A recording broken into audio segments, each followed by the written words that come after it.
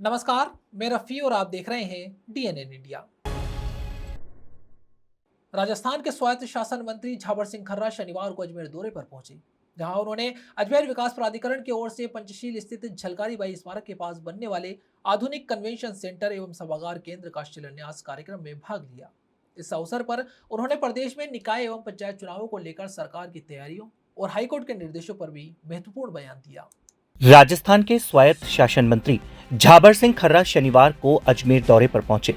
यहां उन्होंने अजमेर विकास प्राधिकरण की ओर से पंचशील स्थित झलकारी बाई स्मारक के पास बनने वाले आधुनिक कन्वेंशन सेंटर एवं सभागार केंद्र के शिलान्यास कार्यक्रम में भाग लिया।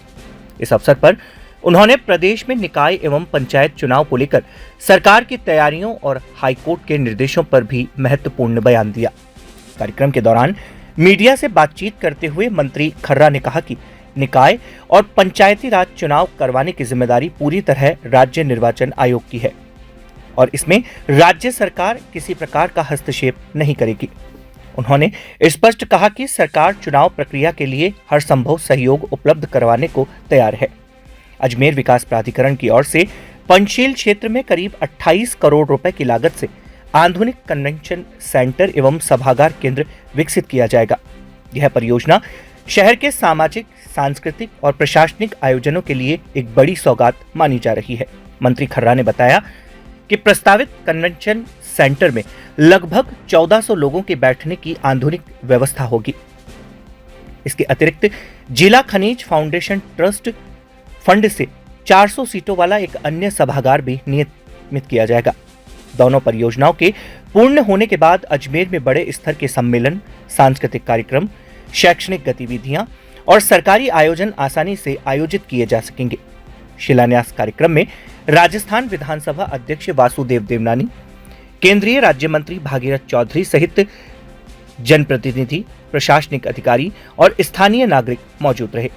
कार्यक्रम के दौरान अतिथियों ने परियोजना को अजमेर के विकास की दिशा में महत्वपूर्ण कदम बताया। अजमेर शहर के विकास में आज एक और महत्वपूर्ण कड़ी का भूमि पूजन हुआ है। यहाँ एक कन्वेंशन सेंटर बनेगा जिसमें लगभग 1400 लोगों के बैठने की व्यवस्था होगी और साथ ही डीएमएफ के फंड से भी 400 सीटों की क्षमता वाला एक दूसरा सेंटर भी यहाँ बनेगा। इसके अलावा किशनगढ़ के सालेरा ग्राम में अजमेर विकास प्राधिकरण की एक योजना को भी आज शुभारंभ करने का निर्णय लिया गया, जिसमें गोडाउन निर्माण के लिए भूमि आवंटन का कार्यक्रम निश्चित किया गया। उसमें थोड़ी सी अड़चन किशनगढ़ कोटपुतली ग्रीनफील्ड वे के अलाइनमेंट को लेकर है। जल्दी ही वो काम भी जब सही हो जाएगा उसके बाद उस योजना को मूर्त रूप दिया जाएगा और किशनगढ़ के विकास में भी उससे तेजी आएगी। इसके अलावा अजमेर शहर के विकास को लेकर अजमेर विकास प्राधिकरण और अजमेर नगर निगम दोनों द्वारा साझे रूप से हमारे राजस्थान विधानसभा के माननीय अध्यक्ष जी आदरणीय वासुदेव देवनानी जी और हमारे यहाँ के विधायक बघेल जी के मार्गदर्शन में शहर के विकास को लेकर विभिन्न प्रकार की योजनाओं का सृजन कर उनका तेजी से क्रियान्वयन करने का प्रयास किया।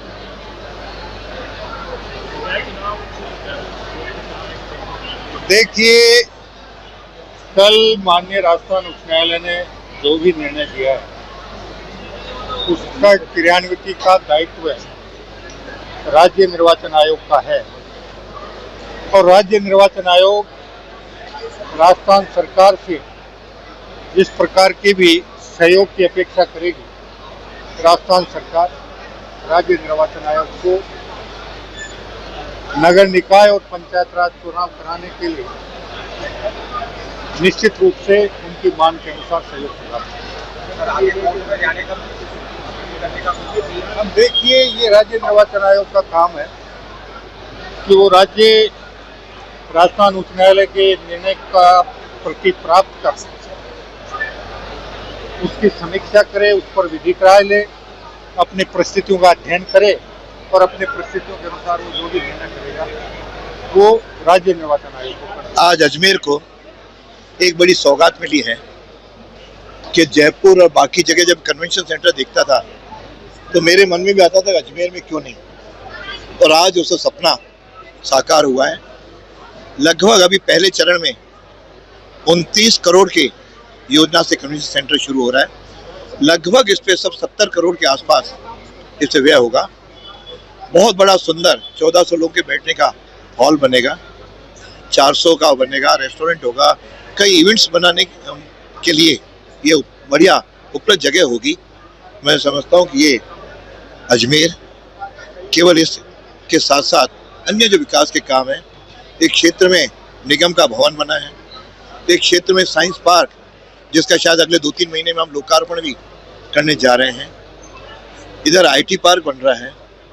तो अजमेर को इंडस्ट्रियल एरिया के साथ, रोजगार के साथ और प्लस इन कार्यक्रमों के माध्यम से एक राज्य स्तरीय नहीं राष्ट्रीय स्तर पर इसकी पहचान अजमेर को मिले, उसके लिए हम लोग प्रयत्नशील हैं। मैं समझता हूँ ये बन करके लगभग इसमें 1.5 से 2 साल लगेंगे, लेकिन जब खड़ा होगा तो निश्चित रूप से यहाँ सैकड़ों की संख्या में एक अच्छे कार्यक्रम, राज्य स्तरीय नहीं राष्ट्रीय स्तर के भी कार्यक्रम होंगे।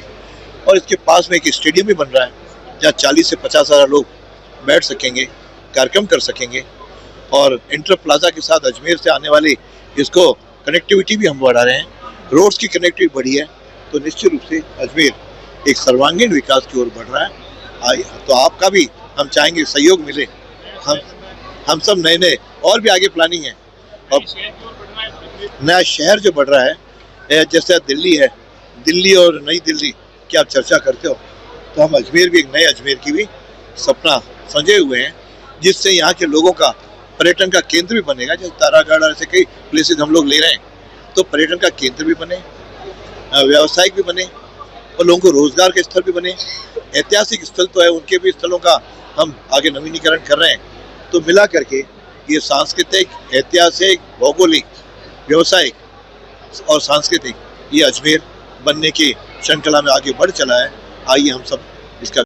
आगामी मानसून सीजन को देखते हुए जिला प्रशासन ने शहर में संभावित जल भराव और आपदा की स्थिति से निपटने के लिए तैयारियां शुरू कर दी हैं। इसी क्रम में शनिवार को आनासागर झील के 2 गेट 4 इंच तक खोले गए। प्रशासन का उद्देश्य झील का जल स्तर नियंत्रित रखते हुए बारिश के दौरान किसी भी प्रकार की आपात स्थिति से बचाव करना है। आगामी मानसून सीजन को देखते हुए जिला प्रशासन ने शहर में संभावित जलभराव और आपदा की स्थिति से निपटने के लिए तैयारियां शुरू कर दी है। इसी क्रम में शनिवार को आनासागर झील के 2 गेट 4 इंच तक खोल दिए गए। प्रशासन का उद्देश्य झील का जल स्तर नियंत्रित रखते हुए बारिश के दौरान किसी भी प्रकार की आपात स्थिति से बचाव करना है। एडीएम सिटी नरेंद्र कुमार ने बताया कि मानसून के दौरान भारी बारिश होने की संभावना को देखते हुए प्रशासन पहले से सतर्कता बरत रहा है।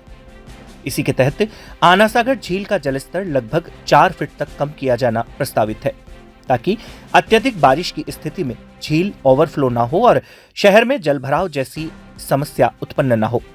उन्होंने बताया कि प्रारंभिक चरण में झील के 2 गेट 4 इंच तक खोले गए हैं। आवश्यकता पड़ने पर आगे अन्य गेट भी खोले जा सकते हैं। प्रशासन की योजना के अनुसार 20 जून तक झील के पानी का स्तर नियंत्रित सीमा तक कम कर लिया जाएगा।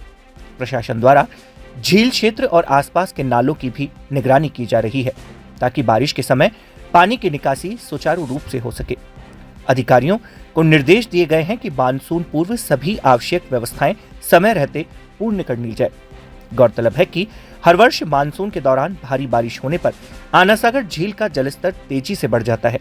ऐसे में प्रशासन पहले से जलस्तर कम कर सुरक्षा व्यवस्था मजबूत करने में जुट गया है, ताकि शहरवासियों को किसी प्रकार की परेशानी का सामना न करना पड़े। देखिए, आज हमने आनासागर के जो गेट हैं उनको 5-5 इंची 2 गेटों को तभी खोल दिया है। हालांकि 4 गेट हमको खोलने हैं, लेकिन शुरुआत में थोड़ा सा पानी कम स्पीड से जाए, ताकि कोई रिस्क या किसी तरह की कोई जनहानि या कोई भी आपदा वाली स्थिति न पैदा हो, इसलिए शुरुआत में 5 इंची खोला है, 2 ही गेट खोले हैं, बाद में हम 4 गेट खोलेंगे इसके। और हमारा प्रयास है कि आना सागर का जो जलस्तर है वर्तमान में लगभग 15-16 फीट है, इसको 4 फीट डाउन करने का है, ताकि रेनी सीजन में बहुत ज़्यादा फ्लड की स्थिति अचानक ना हो। तो ये लगभग 20 जून तक इसका पानी। मंडल रेल प्रबंधक कार्यालय अजमेर के समीप स्थित SIT ऑडिटोरियम में शनिवार को 19वें रोजगार मेले का आयोजन किया गया। भारत सरकार की इस महत्वपूर्ण पहल के तहत देश भर में 51,000 से अधिक चयनित अभ्यर्थियों को नियुक्ति पत्र प्रदान किए गए। मंडल रेलवे प्रबंधन कार्यालय अजमेर के समीप स्थित STI ऑडिटोरियम में शनिवार को 19वें रोजगार मेले का आयोजन किया गया। भारत सरकार की इस महत्वपूर्ण पहल के तहत देश भर में 51,000 से अधिक चयनित अभ्यर्थियों को नियुक्ति पत्र प्रदान किए गए। वहीं अजमेर रेलवे मंडल की ओर से भी चयनित अभ्यर्थियों को नियुक्ति पत्र वितरित किए गए। कार्यक्रम में प्रधानमंत्री नरेंद्र मोदी डिजिटल माध्यम से जुड़े और देश भर के 9 चयनित अभ्यर्थियों को संबोधित किया। अपने संबोधन में प्रधानमंत्री ने युवाओं को राष्ट्र निर्माण में सक्रिय भूमिका निभाने का आह्वान करते हुए कहा कि सरकार पारदर्शी और तेज भर्ती प्रक्रिया के माध्यम से युवाओं को रोजगार के अवसर उपलब्ध कराने के लिए निरंतर कार्य कर रही है। इस विशेष अभियान में भारत सरकार के कृषि एवं किसान कल्याण राज्य मंत्री भागीरथ चौधरी मुख्य अतिथि के रूप में उपस्थित रहे। उनके साथ राजस्थान विधानसभा अध्यक्ष वासुदेव देवनानी तथा अजमेर दक्षिण के विधायक अनीता पटेल अतिथि के रूप में मौजूद रही। कार्यक्रम में मंडल रेल प्रबंधक राजू भूतरा सहित रेलवे एवं विभिन्न विभागों के अधिकारी भी उपस्थित रहे।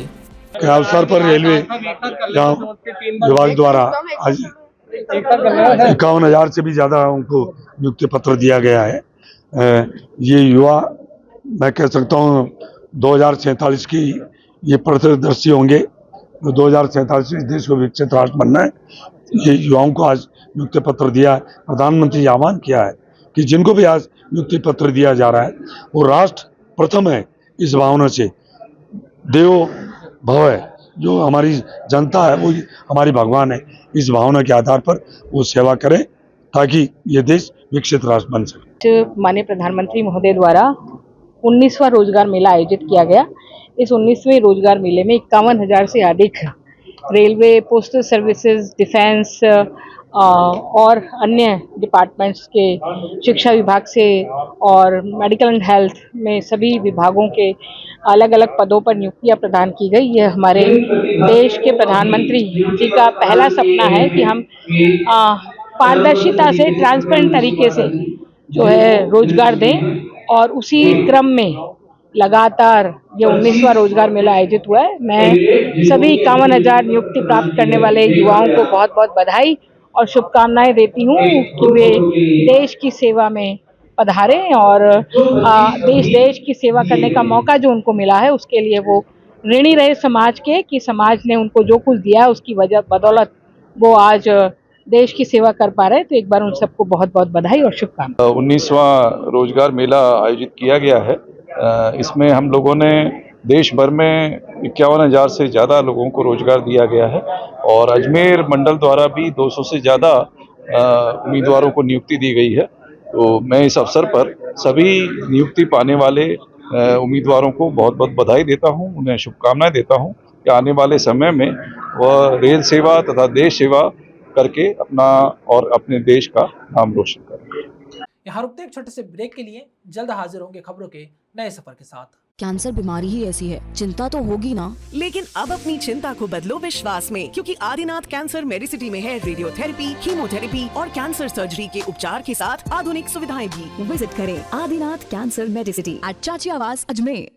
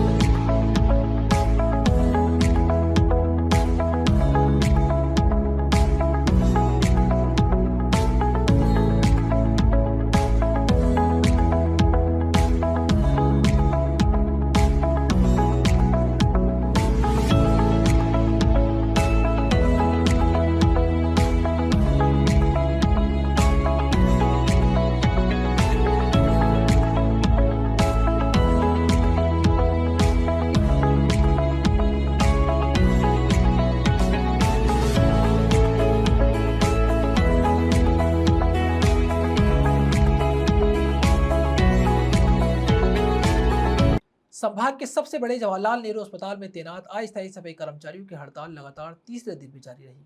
कर्मचारियों ने वेतन नहीं मिलने और पीएफ राशि जमा नहीं कराने के विरोध में अस्पताल की सफाई व्यवस्था पूरी तरह बंद कर दी, जिससे अस्पताल परिसर में साफ सफाई व्यवस्था प्रभावित होने लगी है।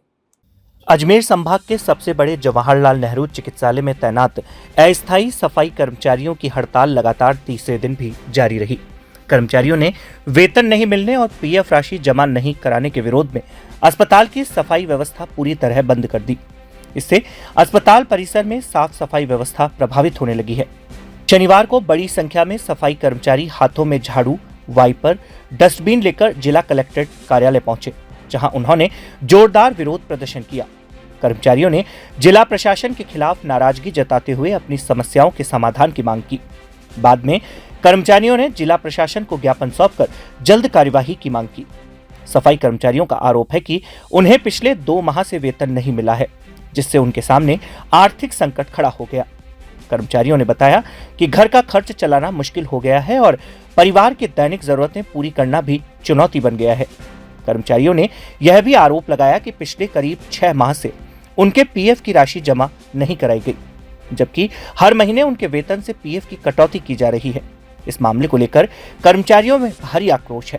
उनका कहना है कि कई बार संबंधित ठेकेदार और अधिकारियों को समस्या से अवगत करवाया गया, लेकिन आज दिनांक तक कोई समाधान नहीं निकला।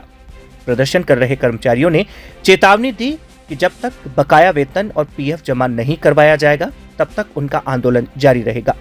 कर्मचारियों ने प्रशासन से जल्द हस्तक्षेप कर समस्या का समाधान कराने की मांग की है, ताकि अस्पताल की सफाई व्यवस्था सुचारू रूप से संचालित हो सके। पेमेंट नहीं आया, एक तो पहली बात तो 1 महीना 20 दिन हो गया अभी तक। दूसरा है कि 6 महीने का 7 महीने का पीएफ है हमारा, वो भी खाते में नहीं घूम रहा। ठेकेदार काट नहीं रहा, वो कह रहा हमारा बिल पास होगा जब मैं खाते में डालूंगा, वो करूँगा। सैलरी में से काट रहा ठेकेदार, तो अभी हमारे खाते में नहीं आ रहा जी। और प्रशासन के पास गए ठेकेदार, तो बोल रहे हैं कि हमने पेमेंट कर दिया ठेकेदार को। ठेकेदार कह रहा मेरा बिल पास नहीं हुआ, बिल पास होगा जब भी मैं दूंगा। ऐसे बहानेबाजी चल रही है, कुछ नहीं हो रहा है। कितने महीने हो गए? 1 महीना 20 दिन का पेमेंट है, 7 महीने का पीएफ है। कितने वर्कर करीब कितने वर्कर काम? 250 आदमी काम करते हैं, 3 शिफ्ट में। सफाई का आप क्या बंद कर दी काम?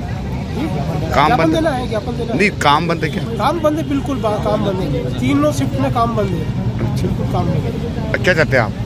हम सफाई कर्मचारी हैं। क्या चाहते हैं? जब तक पेमेंट नहीं मिलेगा जब तक काम पे नहीं जाएंगे। सैलरी और पीएफ जो नवंबर से अभी तक मिला नहीं है। हम सभी कर्मचारी जेलन हॉस्पिटल में पिछले 30 वर्षों से कार्य करते हैं और रेगुलर कार्य करते आ रहे हैं, लेकिन जो भी ठेकेदार आता है केवल शोषण नहीं करता हमारा, और पीएफ मतलब खाते में जमा नहीं कराता है, भग जाता है। उसकी मशीनें बस यहीं पड़ी है। ठेकेदार राशि जब्त कर लेता है, मतलब हॉस्पिटल राशि जब्त कर लेता है ठेकेदार की, लेकिन हमें कुछ नहीं मिलता और हमें हमारे साथ यही शोषण हो रहा है। हमने पिछली बार 7 तारीख को ज्ञापन दिया था, श्रम विभाग में ज्ञापन दिया था हमने, मुख्यमंत्री के नाम से ज्ञापन दिया, उससे कोई मांग नहीं हुई हमारी।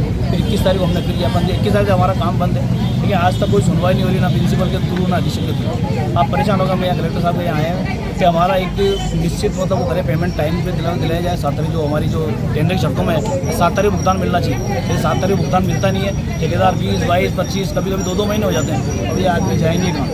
सबका जो गुजारा है यहीं इसी हॉस्पिटल चलता है, लेकिन ठेकेदार की एक हद करने का है जो वो पेमेंट नहीं दे रहा है। वो ये बोल रहा है कि मुझे हॉस्पिटल देगा तो पेमेंट दूंगा, जबकि नियम में ये है कि ठेकेदार को पेमेंट देना चाहिए, लेकिन ठेकेदार देंगे नहीं। करीब कितने वर्कर हैं? कर्मचारी हम तीनों बारी में काम करते हैं, मतलब 100 कर्मचारी जो भी आए हैं, जो सुबह मॉर्निंग बारी में काम करते हैं, सभी आए हैं। आप काम कैसे चलता घर का? काम बिल्कुल मतलब ये बेचारे उधार लेके लोगों से मतलब घर चलाते हैं, जबकि सभी का मतलब पति पत्नी यहीं काम करते हैं, लेकिन हमारा गुजारा नहीं हो पा रहा है। और सैलरी काफ़ी कम है, और राज्य सरकार से हमने आज महामहिम का नाम ज्ञापन दे रहे हैं कि भाई हमारी यहाँ तो परमानेंट किया जाए। समान स्थायी जो कार्य है, जो ठेके प्रथा में नहीं आना चाहिए, स्थायी जो कार्य 12 महीने का काम है, उसमें ठेका प्रथा में शोषण होता है। तो हमें स्थायी करने के लिए हमने काफ़ी बार लिखा, लेकिन आज तक कोई सुनवाई नहीं हुई। मुख्य मांग हमारी यही है सरकार से, तो हमें शहर में फैशन, लाइफ स्टाइल और शॉपिंग प्रेमियों के लिए आयोजित 2 दिवसीय आकर्षक प्रदर्शनी में मैजिक का शनिवार को भव्य शुभारंभ हुआ। फर्न रेजिडेंस होटल में आयोजित इस fashion and life style exhibition का उद्घाटन अजमेर दक्षिण विधायक अनीता बघेल ने फीता काटकर किया। अजमेर शहर में फैशन, लाइफस्टाइल और शॉपिंग प्रेमियों के लिए आयोजित 2 दिवसीय आकर्षक प्रदर्शनी मैजिक का शनिवार को भव्य शुभारंभ अजमेर दक्षिण विधायक अनीता बघेल ने फीता काटकर किया। Takshak fashion and lifestyle exhibition के बैनर तले आयोजित इस प्रदर्शनी का आयोजन प्रियल टांक द्वारा किया जा रहा है। उद्घाटन अवसर पर विधायक अनीता बघेल ने आयोजकों को शुभकामनाएं देते हुए कहा कि इस प्रकार के आयोजन स्थानीय उद्यमियों, महिला उद्यमियों और फैशन उद्योग से जुड़े लोगों को अपनी प्रतिभा प्रदर्शित करने का अच्छा मंच प्रदान करता है। उन्होंने कहा कि ऐसे आयोजनों से शहर में व्यापारिक गतिविधियों को भी बढ़ावा मिलता है तथा लोगों को नवीन फैशन ट्रेंड्स की जानकारी मिलती है। प्रदर्शनी में fashion wear, designer dresses, jewellery, cosmetics, home decor, handmade products और लाइफस्टाइल से जुड़े कई आकर्षक स्टॉल लगाए गए हैं। यहाँ शहरवासियों को एक ही स्थान पर विभिन्न ब्रांड्स और नवीन ट्रेंडिंग उत्पादों की विस्तृत श्रृंखला देखने को मिल रही है। आयोजकों ने बताया कि मैजिक एग्जीबिशन का उद्देश्य लोगों को फैशन और शॉपिंग का बेहतरीन अनुभव उपलब्ध करवाना है। प्रदर्शनी में महिलाओं और युवाओं की विशेष रुचि देखने को मिल रही है। विभिन्न स्टॉल्स पर डिजाइनर कलेक्शन और आधुनिक लाइफस्टाइल उत्पाद आकर्षण का केंद्र बने हुए हैं। कार्यक्रम में शहर की महिलाओं, फैशन प्रेमियों, उद्यमियों और विभिन्न ब्रांड्स से जुड़े प्रतिनिधियों ने उत्साहपूर्वक भाग लिया। प्रदर्शनी के दौरान आगंतुकों ने खरीदारी के साथ साथ नवीन फैशन ट्रेंड्स की जानकारी प्राप्त की। आयोजन स्थल पर पूरे दिन रौनक का माहौल बना रहा।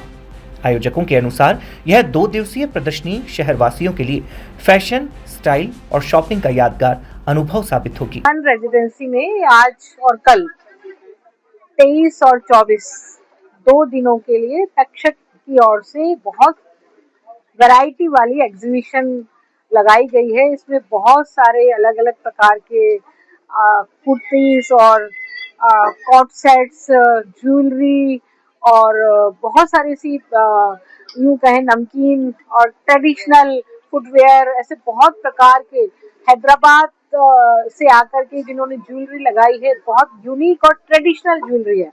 और इसी तरह से दिल्ली, नोएडा और बनारस, बाकी के पूरे हिंदुस्तान का जो बेस्ट कलेक्शन है वो बेस्ट कलेक्शन यहाँ इस एग्जीबिशन में प्रदर्शित किया गया है। मैं अजमेर के महिलाओं को विशेषकर, क्योंकि देखिए गर्मियों की छुट्टियां और अभी सब थोड़ा सा फ्री है, मूड फ्री होता है, टाइम फ्री होता है। गर्मी बहुत है लेकिन यहाँ एसी में बहुत अच्छे से आप शॉपिंग कर सकते हैं, बहुत अच्छी कॉस्ट के साथ में, है ना। और जिस कॉस्ट में आप तीसरी बार ट्रिपल प्राइस देते हैं किसी शोरूम में जाने पर, लेकिन वहाँ आप 1/3 में ही आप परचेज कर सकते हैं। इतनी वैरायटी मैंने तो आज से पहले कभी किसी एग्जीबिशन में नहीं देखी। तो मैं पहली बार तो तक्षक के जितने भी ऑर्गेनाइजर हैं उन सबको बहुत बहुत बधाई देती हूँ कि उन्होंने हमारे अजमेर शहर को चुना, क्योंकि अजमेर शहर में जब इस प्रकार की एग्जीबिशन लगती हैं तो महिलाएं भी मोटिवेट होती है और उनको एक अच्छी परचेजिंग का मौका मिलता है ना। नहीं तो जैसे सेटअप अजमेर में है उसी का विकल्प मिलता है, उससे ज्यादा विकल्प नहीं मिलता। लेकिन यहाँ पर आपको बहुत सारे विकल्प हैं। मेरे कहने से एक बार आप जरूर आइए और घूमिए और देखिए और अनुभव करिए। वास्तव में बहुत अच्छा कलेक्शन है। तो एक बार पुनः तक्षक की पूरी टीम को मेरी तरफ से बहुत बहुत बधाई। अजमेर को ये अवसर आपने दिया, अजमेर को चुना, उसके लिए आपको बहुत बहुत धन्यवाद। नमस्कार अजमेर, मैं हूँ प्रियल टांक, तक्षक की फाउंडर और हम आपके शहर में हैं 23 और 24 मई के लिए 2 दिन के लिए फन रेजिडेंसी वैशाली नगर में। और हमारे साथ ना सारे राजस्थान से ही नहीं, इंडिया से वेंडर्स आए हुए हैं। लोकल अजमेर के वेंडर्स नहीं है, क्षमा चाहती हूँ उसके लिए, बट मैं चाहती हूँ कि मैं हर बार नए वेंडर्स लेकर आऊँ। और मैं हर बार साल में 2 बार आपके शहर अजमेर में आती हूँ और हर बार कुछ यूनिक लेकर आती हूँ और काफी अच्छे बड़े ब्रांड्स के साथ अफोर्डेबल प्राइसेस में लेके आती हूँ। हमारे साथ सैंडल स्टोरी है, दिल्ली का ब्रांड, चंडीगढ़ से सूट्स के लिए है जो प्योर सूट्स पे काम करते हैं, बरेली से है, जयपुर से रैले बैग्स हैं जिनका प्योर ऑर्गेनिक बैग्स पे वो काम करते हैं, पूरा बनाना लीफ और फ्रूट फार्म, मतलब फ्रूट बेस्ड उनका रहता है, प्लांट बेस्ड रहता है, पूरा प्लांट बेस्ड है। एंड अनस्टिच सूट्स के लिए आपको काफी, ज्वेलरी के लिए हैदराबाद, मेरठ, काफी पूरा, मतलब हमने पूरा इंडिया कवर किया है। कोशिश करते हैं हम हमेशा कुछ नया आप लोगों के लिए लेकर आए। तो आप लोग सभी का मैं वेलकम करती हूँ, तहे दिल से स्वागत करती हूँ। आप लोग सब पधारें और 2 दिन के लिए इस एग्जीबिशन का ज्यादा से ज्यादा यहाँ रुकते हैं एक छोटे से ब्रेक के लिए, जल्द हाजिर होंगे खबरों के नए सफर के साथ। कैंसर बीमारी ही ऐसी है, चिंता तो होगी ना। लेकिन अब अपनी चिंता को बदलो विश्वास में, क्योंकि आदिनाथ कैंसर मेडिसिटी में है रेडियोथेरेपी, कीमोथेरेपी और कैंसर सर्जरी के उपचार के साथ आधुनिक सुविधाएं भी। विजिट करें आदिनाथ कैंसर मेडिसिटी एट चाची आवास अजमेर।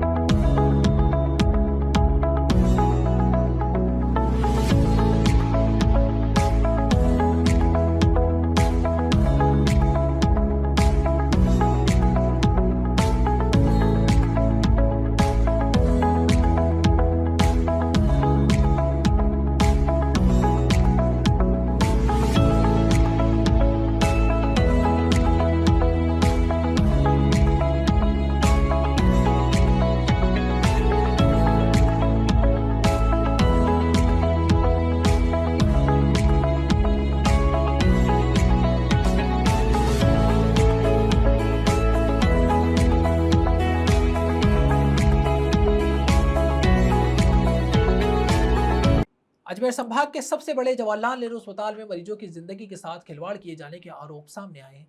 शनिवार को भी एक ऐसा ही मामला दंत रोग विभाग में देखने को मिला, जहां अंदरकोट निवासी दिव्यांग इस्माइल शेख दांत में तेज दर्द और खराब दांत की शिकायत लेकर अस्पताल पहुंचे थे। आपको बता दें कि ऐसा ही एक मामला शुक्रवार को भी सामने आया था, जिसमें एक महिला ने डॉक्टर पर खराब दांत की जगह सही दांत निकालने का आरोप लगाया था। अजमेर संभाग के सबसे बड़े जवाहरलाल नेहरू चिकित्सालय में मरीजों की जिंदगी के साथ खिलवाड़ किए जाने के आरोप सामने आ रहे हैं। शनिवार को भी ऐसा ही एक मामला दंत रोग विभाग में देखने को मिला, जहां अंदरकोट निवासी इस्माइल शेख दांत में तेज दर्द और खराब दांत की शिकायत लेकर अस्पताल पहुंचे थे। आपको बता दें कि ऐसा ही एक मामला शुक्रवार को भी सामने आया था, जिसमें एक महिला ने डॉक्टर पर खराब दांत की जगह सही दांत निकालने का आरोप लगाया था। परिजनों के अनुसार इस्माइल शेख को पहले डॉक्टर द्वारा जांच कर दवा दी गई और 4 दिन बाद दोबारा अस्पताल आने के लिए कहा गया। निर्धारित समय पर जब इस्माइल दोबारा अस्पताल पहुंचे तब दांत निकालने की प्रक्रिया शुरू की गई। आरोप है कि उपचार के दौरान खराब दांत निकालने के बजाय सही दांत निकाल दिया गया। इस घटना के बाद परिजनों में भारी नाराजगी देखने को मिली। परिजनों का कहना है कि डॉक्टर की लापरवाही के कारण मरीज को मानसिक और शारीरिक परेशानी का सामना करना पड़ रहा है। शनिवार को इस्माइल शेख के परिजन अस्पताल पहुंचे और संबंधित डॉक्टर व अधिकारियों से मिलने का प्रयास किया, लेकिन उन्हें किसी से मिलने नहीं दिया गया। इससे परिजनों का आक्रोश और बढ़ गया। परिजनों ने पूरे मामले की शिकायत अस्पताल अधीक्षक को देने की बात कही। उनका कहना है कि मामले के निष्पक्ष जांच कर दोषियों के खिलाफ कार्यवाही की जानी चाहिए, ताकि भविष्य में किसी अन्य मरीज के साथ ऐसी घटना न घटित हो। गौरतलब है कि नागफनी नई सड़क निवासी शबाना खान ने बताया कि पिछले करीब 2 महीने से उसके दांत में तेज दर्द की समस्या बनी हुई थी। इसको लेकर वह पहले भी जेएलएन अस्पताल में डॉक्टर को दिखा चुकी थी। जांच के बाद डॉक्टर ने एक दांत खराब बताते हुए उसे निकालने की सलाह दी। शुक्रवार को वह अपने पति के साथ जेएलएन अस्पताल के दंत रोग विभाग में दांत निकलवाने पहुंची। महिला का आरोप है कि जब महिला डॉक्टर दांत निकाल रही थी तब उसने कई बार बताया कि उसे तेज दर्द हो रहा है और जो दांत निकाला जा रहा है वह खराब दांत नहीं है। इसके बावजूद डॉक्टर ने उसकी बात नहीं सुनी। पीड़िता ने आरोप लगाया कि डॉक्टर इलाज के दौरान अपने अन्य साथियों और मित्रों से बातचीत में व्यस्त थी, जिसके चलते लापरवाही हुई और खराब दांत की जगह सही दांत निकाल दिया गया। को आज लेकर आई थी दांत निकलवाने के लिए। मैं 4 दिन पहले आई थी, तो मंगलवार के दिन आई थी, तो उन्होंने कहा कि अभी है ना इनको निकाल नहीं सकती, 4 दिन की दवाई ले लो, फिर एस्पिरिन की दवाई चलती है, वो 4 दिन रोकने के बाद फिर लेकर आना। मैंने वो 4 दिन दवाई रोक ली उनकी, फिर लेकर आई आज दांत निकलवाने के लिए। मैं जब अंदर लेके गई उनको, तो मैंने बोला ये इनकी है ना दिमागी हालत सही नहीं है, इनको बताना पड़ेगा मेरे को कि कौन सा दांत निकालना है। तो बोले नहीं लिखा हुआ है, आप बाहर जाओ, हम आपको बाद में बुला लेंगे। तो इनका जो दांत सही है ना वो वाला निकाल दिया, और जो कीड़ा लगा है बिल्कुल खराब हो रहा है, अलग से दिख रहा है वो दिख रहा है। और है ना उस दांत है ना रुई लगा के उनको घर भेज दिया कि अभी ठंडा पिलाना इनको या आइसक्रीम खिलाना। फिर इन्होंने बोला वहाँ पे मैडम को कि है ना आपने मेरा गलत दांत निकाल दिया, दर्द बहुत ज़्यादा हो रहा है मेरा, और जिसके अंदर है ना कीड़ा लगा है वो नहीं निकाला आपने। बोले नहीं वही निकाला। फिर मैंने वही मैडम के सामने उन्होंने बोला और मैंने भी उनको बोला कि ये बोल रहे हैं कि है ना गलत दांत निकाल दिया मेरा। बोल रहे नहीं सही निकाला है। पहले आपके पापा को कब दिखाने आए थे आप? मंगलवार के दिन आई थी मैं। क्या बोला फिर आपको मंगलवार को क्या बोला? उन्होंने बोला अभी तो दवाई दो 5 दिन तक इनको, और है ना एस्पिरिन की जो दवाई चल रही है वो बंद कर देना क्योंकि हार्ट पेशेंट है ये। दांत में कीड़ा लगा हुआ था उसके लिए बताया था डॉक्टर साहब? हाँ डॉक्टर को बताया था, उन्होंने साफ कहा कि है ना निकलवाना पड़ेगा। तो मैंने हाँ निकाल दो सर, बहुत ज्यादा तकलीफ हो रही है। क्या दांत में क्या कीड़ा था? हाँ पूरा दांत सड़ रहा है, एकदम कीड़ा लगा हुआ है। आज क्या वो दांत गलत निकाल दिया? हाँ गलत निकाल दिया, जो सही है ना बिल्कुल फ्रेश था वो वाला निकाल दिया। हाँ अभी गई थी मैं वहाँ पे, लेकिन है ना पूरा डिपार्टमेंट बंद हो रहा है। हाँ शिकायत। तीर्थराज पुष्कर में राजस्थान और दिल्ली कांग्रेस के जिला अध्यक्षों का 10 दिवसीय प्रशिक्षण शिविर शुरू हो गया है। इस शिविर में संगठन विस्तार, चुनावी रणनीति, जनसंपर्क और बूथ स्तर तक पार्टी को मजबूत करने के विषयों पर मंथन किया जाएगा। कांग्रेस के कई वरिष्ठ नेताओं की मौजूदगी के चलते शिविर को राजनीतिक दृष्टि से महत्वपूर्ण माना जा रहा है। तीर्थराज पुष्कर में राजस्थान और दिल्ली कांग्रेस के जिलाध्यक्षों का 10 दिवसीय प्रशिक्षण शिविर शुरू हो गया है। इस शिविर में संगठन विस्तार, चुनावी रणनीति, जनसंपर्क और बूथ स्तर तक पार्टी को मजबूत करने जैसे विषयों पर मंथन किया जाएगा। कांग्रेस के कई वरिष्ठ नेताओं की मौजूदगी के चलते शिविर को राजनीतिक दृष्टि से महत्वपूर्ण माना जा रहा है। शिविर में कांग्रेस प्रदेशाध्यक्ष गोविंद सिंह डोटासरा, राजस्थान विधानसभा में नेता प्रतिपक्ष टीकाराम जूली तथा राजस्थान प्रभारी सुखजिंदर सिंह रंधावा अजमेर पहुंच चुके हैं। राजस्थान और दिल्ली के जिलाध्यक्षों के पंजीयन के बाद शिविर का विधिवत शुभारंभ किया गया। अजमेर शहर जिला कांग्रेस अध्यक्ष डॉक्टर राजकुमार जयपाल ने बताया कि शिविर के दौरान संगठन को बूथ स्तर तक मजबूत बनाने, मीडिया प्रबंधन, जनसंपर्क और चुनावी रणनीति को लेकर विशेष सत्र आयोजित किए जाएंगे। शिविर में करीब 100 जिलाध्यक्ष और पदाधिकारी भाग ले रहे हैं। शिविर के तहत 25 मई को फील्ड विजिट तथा 27 मई को मनरेगा कार्यस्थलों के निरीक्षण का कार्यक्रम भी प्रस्तावित है। जिलाध्यक्ष ग्रामीण क्षेत्रों में रात्रि प्रवास कर स्थानीय लोगों से संवाद करेंगे और जमानी स्तर पर फीडबैक लेंगे। प्रदेश कांग्रेस उपाध्यक्ष नसीम अख्तर इंसाफ ने इसे संगठन सृजन अभियान का हिस्सा बताते हुए कहा कि कांग्रेस हमेशा जनता और कार्यकर्ताओं से सीधे संवाद को प्राथमिकता देती रही है। शिविर के अंतिम दिन 1 जून को कांग्रेस अध्यक्ष मल्लिकार्जुन खड़गे और लोकसभा में नेता प्रतिपक्ष राहुल गांधी के शामिल होने का कार्यक्रम प्रस्तावित है। इससे पहले शिविर में विभिन्न विषयों पर प्रशिक्षण और संवाद सत्र आयोजित किए जाएंगे। सबसे पहले तो AICC को और प्रदेश अध्यक्ष जी को हम बहुत बहुत धन्यवाद ज्ञापित करते हैं कि जगत पिता ब्रह्मा की नगरी तीर्थराज पुष्कर में उन्होंने संगठन सर्जन अभियान के तहत कांग्रेस के जिलाध्यक्षों का प्रशिक्षण शिविर पुष्कर में रखा। दिल की गहराई से हम उनका शुक्रिया अदा करते हैं कि उन्होंने पुष्कर को चुना। और सबसे बड़ी बात है प्रशिक्षण 10 दिन रहेगा, सारे नेता आएंगे। प्रदेश अध्यक्ष जी रंधावा जी साहब तो रात को आ गए थे और नेता आएंगे प्रशिक्षण। आज जिलाध्यक्ष आ गए हैं सारे, तो प्रशिक्षण चालू होगा। और सबसे बड़ी बात है इसका एक मोटो ये भी रहेगा कि जिलाध्यक्ष ग्रामीण क्षेत्र में जाकर ग्रामीण क्षेत्र के लोगों के घरों में रुकेंगे, वहाँ लोगों से मिलेंगे, लोगों को जानेंगे, गांव की पृष्ठभूमि को भी देखेंगे और वहाँ क्या क्या कहते हैं या कोई चीज़ है तो वहीं नाइट स्टे भी वहीं करेंगे, वो वहीं रुकेंगे, वहीं भोजन करेंगे। तो ये बहुत बड़ी बात है। फिर उसके बाद फिर नरेगा की साइट पे भी जाएंगे। तो कांग्रेस हमेशा संगठन सर्जन के अभियान को महत्व देती है। उसी के तहत कांग्रेस के जिलाध्यक्षों का प्रशिक्षण यहाँ हो रहा है। तो हम दिल की गहराई से उनका कांग्रेस संगठन का, AICC का, हमारे प्रदेश अध्यक्ष जी का, प्रभारी जी का, सबका शुक्रिया अदा करते हैं कि उन्होंने जगत पिता ब्रह्मा की नगरी तीर्थराज। खबरों के सफर में अभी सिर्फ इतना ही। फिर हाजिर होंगे खबरों के नए सफर के साथ। तब तक के लिए दीजिए इजाजत। नमस्कार।